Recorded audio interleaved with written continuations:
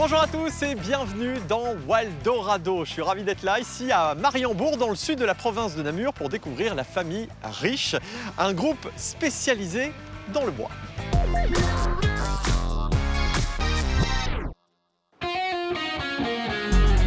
Bonjour. Alors moi c'est David, qui est Bruno, qui est Laurent. Voilà, Bruno. Bonjour. Laurent. Génial, on ne se serre pas la Salut. main, mais non, on ne peut pas le faire, on peut plus. Bon alors, est-ce que vous pouvez m'expliquer un petit peu l'origine de ce groupe, le groupe Riche?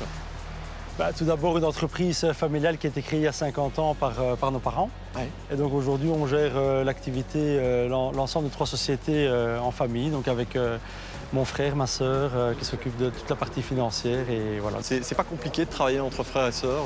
Non, il suffit de... Une grande respiration. Ça peut être compliqué à la fois, mais c'est aussi très facile et très direct. Parce qu'entre frères et sœurs, on ne va pas prendre les gants qu'on prendrait avec quelqu'un d'étranger. On n'a pas, entre guillemets, pas de secret, on n'a pas peur de se dire des choses. Donc il faut arriver à le gérer, mais c'est très, très positif dans notre cas en tout cas. Comment se positionne le groupe en ce moment sur le marché de la construction? On est assez leader, que ce soit en menuiserie au niveau fabrication de châssis bois en Belgique. Et la même chose au travers Stabilam, la maison bois. On fait de plus en plus des grands bâtiments. Donc des choses un peu exceptionnelles par rapport au marché belge. Alors vous savez, dans Waldorado, on aime bien les chiffres. Est-ce qu'on peut en connaître quelques-uns?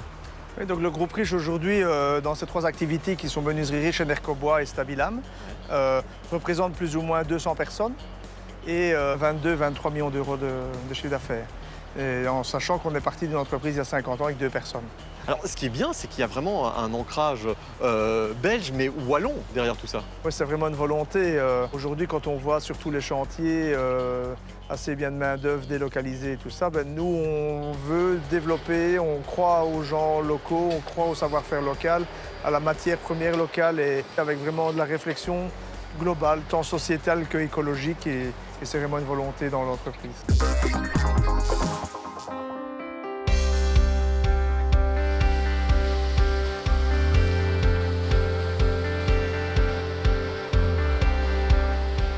Alors je suis avec Bruno qui dirige cette entreprise, 45 000 m², c'est gigantesque. Comment vous y retrouvez? Il y a 7-8 ans, on a développé avec l'Université de Mons une puce qui permet de tracer et de communiquer avec les machines ou les opérateurs sur des informations techniques. Alors j'ai cru comprendre que tout a démarré il y a plus ou moins 50 ans, lorsque votre père a eu une idée un petit peu particulière, il faut le dire. En 1973, papa a mis en place une technologie bien spécifique qui était un assemblage par microdenture, donc avec une machine révolutionnaire pour faire des cadres sur mesure en l'espace à peu près d'1 minute. Papa était un peu visionnaire? Papa a toujours été très visionnaire dans des technologies nouvelles, avec la microdenture, le lamelé collé en 1983. Ensuite, on a fait du bois alu dans les années... Du bois alu? Un châssis mixte, bois et aluminium extérieur. Okay. Donc dans les années début 90. Et puis on a toujours continué dans des technologies assez innovantes.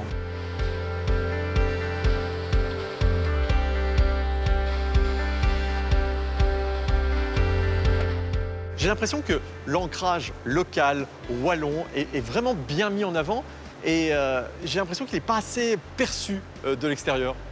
Voilà, souvent aujourd'hui les gens achètent des menuiseries sans spécialement savoir d'où elles viennent. Avec souvent le critère du prix, mais le châssis, la menuiserie, on la change une fois dans sa vie en général. Une menuiserie en bois, ça dure au minimum 40-45 ans, c'est un grand minimum. C'est quand même assez incroyable de tout ce que je vois. On voit que c'est une entreprise très grande et ainsi de suite, mais on sent l'artisanat derrière. Alors ça, c'est vraiment ce qui nous a sauvés de l'importation des produits de l'Est il y a une dizaine d'années. C'est vraiment cette spécificité de fabriquer du sur-mesure en petite série, très rapide, avec énormément de complexité. Et donc ça demande beaucoup de dialogue, aller chercher des gabarits chez les menuisiers, des vitraux, des fers forgés dans des ports d'entrée. Les gens ne veulent pas changer leur port parce qu'ils ont un magnifique fer forgé. Donc, il y a plein de métiers très spécifiques qui sont au sein de la menuiserie qui permettent d'avoir cette souplesse de production et ce savoir-faire.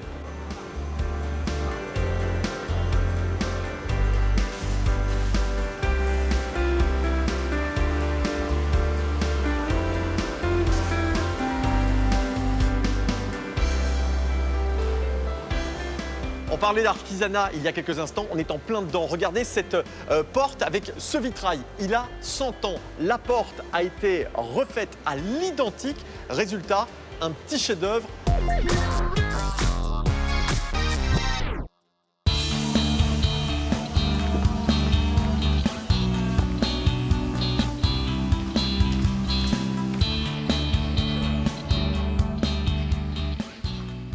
Je suis toujours avec Laurent, ici à Seloigne, pour découvrir cette magnifique école. Beau projet. Oui, tout à fait. Ici, donc, on est sur un projet de l'ASBL de l'Heureux Abri, qui est une école pour des enfants en difficulté. Et ils ont eu un projet de faire une école de 7 classes pour accueillir entre 80 et 90 élèves. Alors pourquoi il vous tient tant à cœur ce projet? Ils avaient cette volonté de construire un bâtiment qui soit un peu respectueux au niveau environnement et de l'avoir conçu tout en bois, ce qui pour nous est vraiment un atout. Et donc ça nous tient vraiment à cœur de réaliser un projet où ces enfants vont pouvoir évoluer, grandir et devenir des adultes.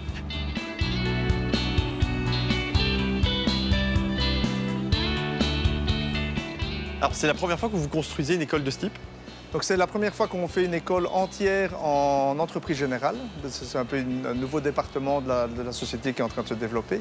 C'est l'une de vos particularités, si j'ai bien compris, c'est que vous commencez le projet avec les personnes et vous pouvez le terminer. Vous avez tous les corps de métier à l'intérieur. C'est la particularité de l'entreprise. On a vraiment intégré tous les métiers pour garantir un emploi local avec de la prise de valeur, avec de la connaissance de métier. Et puis en même temps, ça nous permet de gérer au mieux tout ce flux et d'intégrer un projet complet. Mais pour le client, c'est un confort assez sympathique, je dois dire, que d'arriver, de remettre le projet et de voir la même entreprise le terminer. Alors dans des projets publics, on va dire oui, c'est clair que c'est indispensable de travailler comme ça. Après, on peut aussi s'arrêter, c'est un peu à la carte en fait chez nous. Donc on peut s'occuper de tout, comme on peut s'occuper que du gros œuvre en bois ou de différents éléments de la construction. Donc c'est vraiment variable.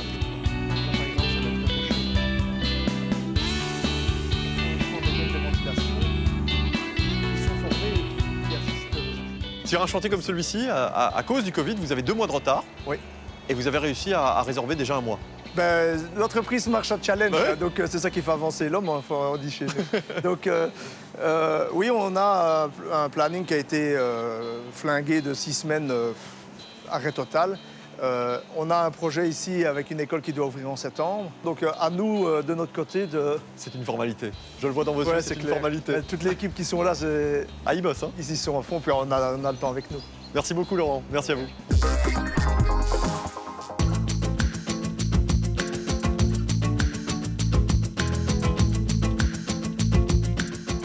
Laurent, on est dans une autre partie de Stabilam avec derrière toi énormément de bois. Qu'est-ce que c'est? Donc ici derrière nous, on est dans la ligne de production où on fabrique le CLT. Ouais. Donc le CLT, c'est un multicouche de bois massif qui sont collés et croisés entre eux pour donner une certaine stabilité dans des grands panneaux préfabriqués. Faire des grands murs. Des grands murs. On va jusqu'à 3,30 m de haut sur 12,50 m de long. Ah oui, quand même. Et on peut aller jusque de 10 cm d'épaisseur à 30-40 cm d'épaisseur, suivant... Ce qui est quand même assez particulier, c'est qu'on voit beaucoup de personnes travailler sur ces sites, mais on n'est plus dans le menuisier avec le crayon sur l'oreille. Ce sont vraiment des techniciens. Oui, alors notre métier a vraiment fort changé. Aujourd'hui, c'est devenu un métier digital, un métier technologique.